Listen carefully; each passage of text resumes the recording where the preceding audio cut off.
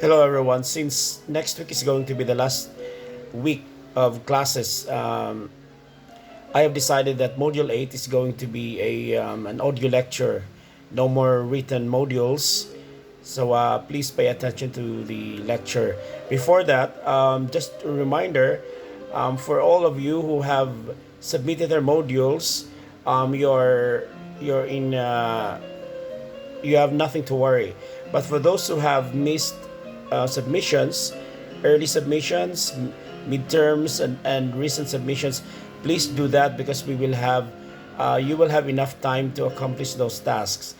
I will try to um, grade all the submissions as much as I can since it is going to be a final exam week, but we're not going to conduct the final exam as I promised earlier.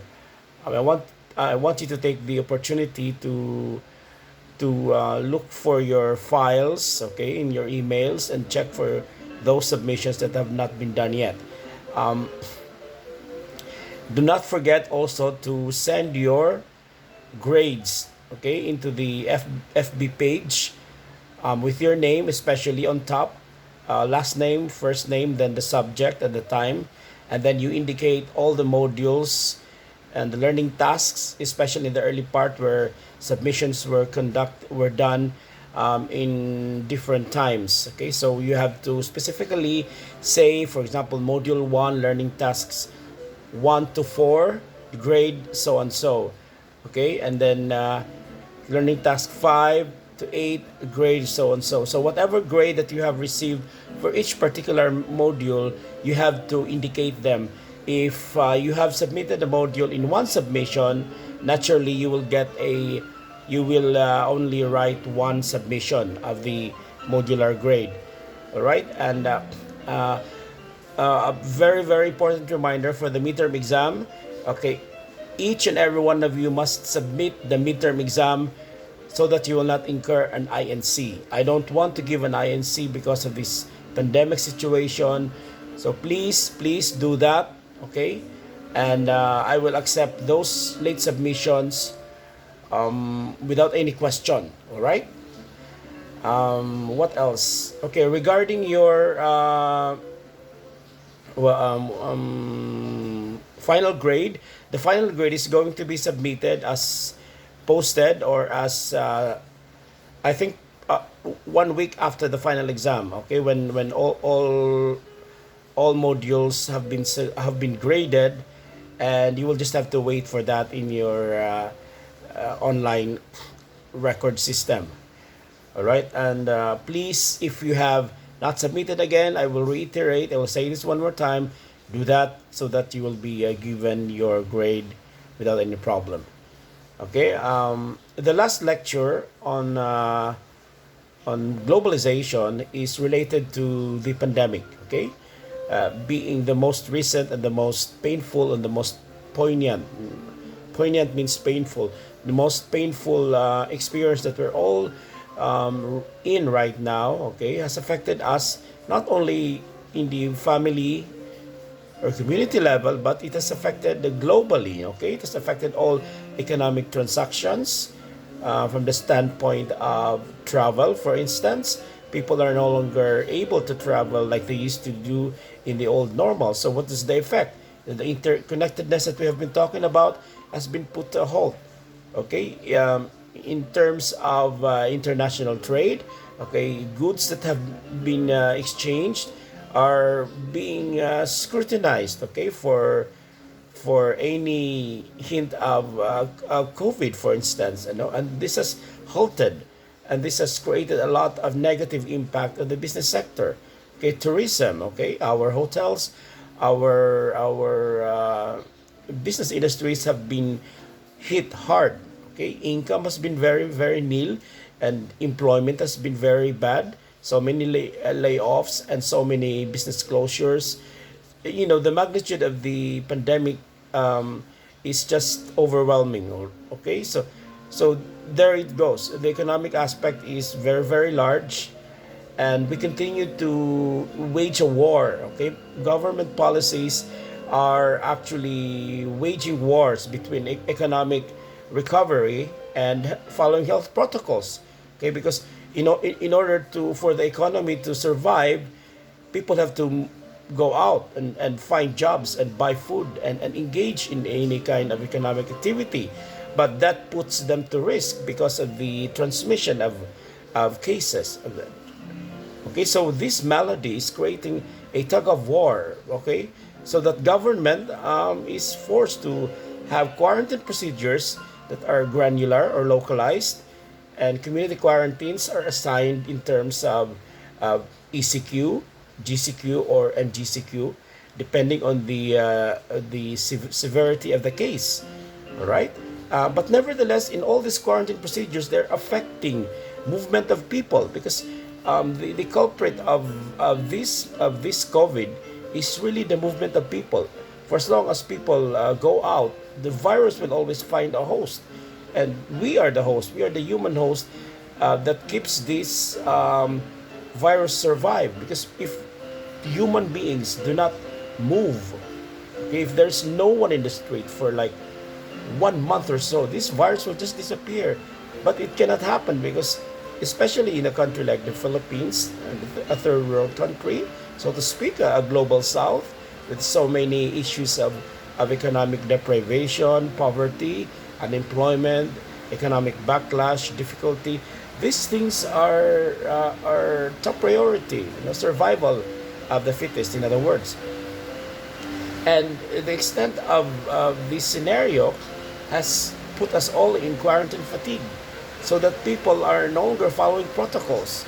Okay, they're lackadaisical, or the policies have been neglected. Okay, in the implementation level, and we are all guilty of that. The simple wearing of masks are no longer followed.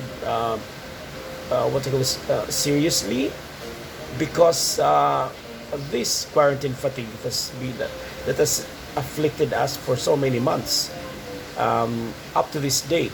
Nevertheless, going back to globalization, okay, the pandemic worsens, okay, the interconnectedness of nations, right? How do we deal with this kind of situation? Well, basically, since it is a health crisis, we have to solve the health crisis per se. So that's why the vaccination process is a welcome, surprise for us all. That trying to put us all back in track and do the normal things that we've been used to do. Although there are inhibitions coming from our, vulnerable sectors and all the other people who do not wish to get vaccinated because, for reasons of comorbidity and vulnerability to what allergic reactions. Okay, and it's creating a public clamor. It's creating a public opinion about certain people not wanting to get vaccinated.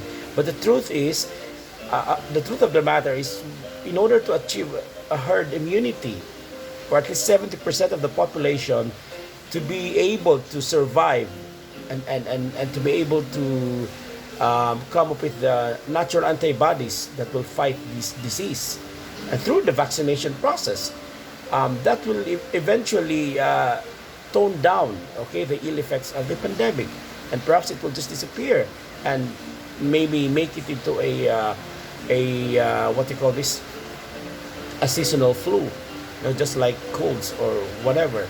But the question is when. Okay, it needs a concerted effort. Okay, from the World Health Organization as the biggest organization that is at the center of all this pandemic, what you call this, pandemic situation, where countries need to organize activities that will mitigate the effects of COVID transmission. If you remember correctly, last year, during the outbreak, when it was just a mere epidemic, okay, from China, when it was starting to travel to other countries, okay, the World Health Organization was at the center of inquiry and so much question and answer coming from different countries as to why, for instance, World Health Organization had tried to protect the interests of China in that case, at the early stage of the pandemic, even trying to laud and to applaud China for its efforts in supposedly containing the virus in Wuhan. But the truth of the matter is, news about the World World Health Organization trying to cover up, okay, the wrongdoings of China, and we don't know for that matter if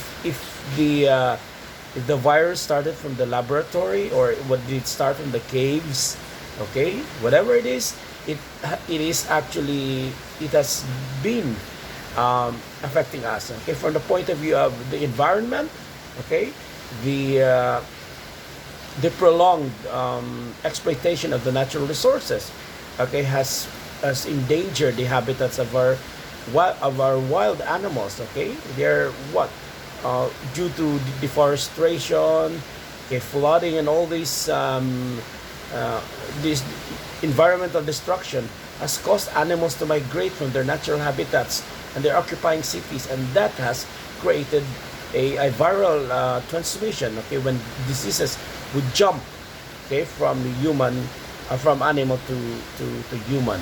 Okay, and climate change is also a another factor of this global crisis that we're all facing, and all these things have an effect on the globalizing phenomenon of interconnectedness.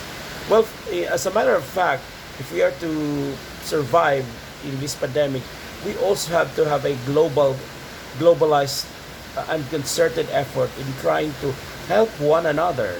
Okay, in for example, in the vaccination process, in the inoculation process, there has to be a system of equitable distribution of the vaccine. Okay, what happens is the Western nations who develop this Pfizer, AstraZeneca, and Sputnik, and all the other what to call this um, uh, what do you call vaccines. They are actually coming from the West, and of course they have to serve the needs of their countrymen before they export the product to other parts of the globe. And we, the Philippines, we are mere receptacles of these vaccines. Okay, and on the other hand, globalization, in terms of the response to pandemic, is trying to teach us lessons in asserting the importance of science. We just have to be cognizant and believe, okay, in the objectivity of scientific undertakings. Okay, it seems with all this information at our disposal, we somehow tend to question the efficacy and the effectivity of vaccines, and for reasons that are not grounded on rationality, but only uh, belief. The belief that this what you call vaccine is supposed to give some ill effects, but they are unfounded. Okay, although there are reported cases of allergic reactions, but we also have to realize that each medicine, each vaccine for that matter, always has a main effect, which is the target of the medicine is to heal, okay, and to cure the major organ of the body that medicine is trying to heal. On the other hand, there is what you call this, a side effect. For every main effect, there is always a side effect. Now, if the benefits of the medicine and the vaccine for that matter outweigh, okay, the side effects, then there should not be any worry. Okay, the only way for us to achieve this herd immunity is for people to get vaccinated so that we are protected. Even if we get COVID with the vaccine, the effect is going to be not as horrendous, okay, as it is if there is no vaccination. Okay, so lastly, um, with each day that we're trying to survive, let us not also forget that even with the global effect of pandemic, okay, it is ravaging nations. Okay, we are also at the center of all these remedies. Okay, we need to localize, okay, we need to contextualize solutions into right in our own homes, in our own selves. It starts from our family. By simply following natural health protocols, we're actually helping our communities, we're helping our nations, we're helping our world, okay. So uh, as a final note, Module 8 is just a reflective um, module, and there's no more paper submission. There is no more submission for any output in Module 8 as a bonus for everyone. Okay, so I would like to thank you all for um, taking the time and answering all the questions, even with this disturbance that we have experienced for the last few months. Most of us have managed to continue to purge on, and as I promised to you, there's not going to be any final exam already, and also there is no more modular activity for module 8. So do all these submissions from module 1 to module 7, and stay safe everyone, and have a good um, life, and stay safe, and thank you for giving me the opportunity to teach you in these most challenging times.